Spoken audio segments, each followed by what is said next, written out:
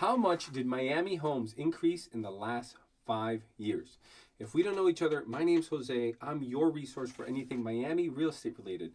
But let's look at the numbers because that's what you're interested in. In January of 2020, we saw homes in Miami go for $375,000 on average.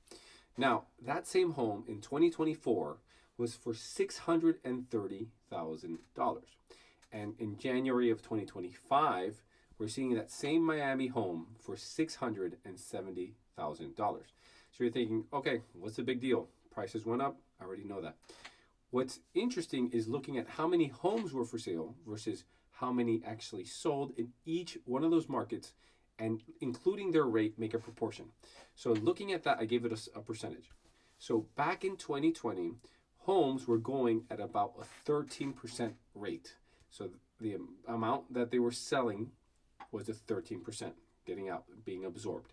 Now, last year, that number was at 14%. And if you look at the trend has been to go up in value as we were at those numbers.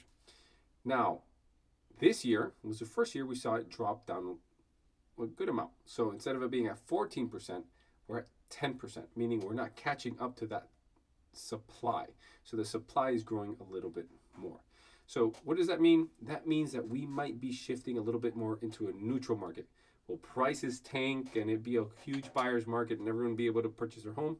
Not likely, but it will mean that there likely might be a little bit of a shift on the market unless interest rates. There's so many different factors that can happen, but it's important for you to monitor it, and that's why I made this update. So make sure to stay updated and leave any comments below. I'm Jose.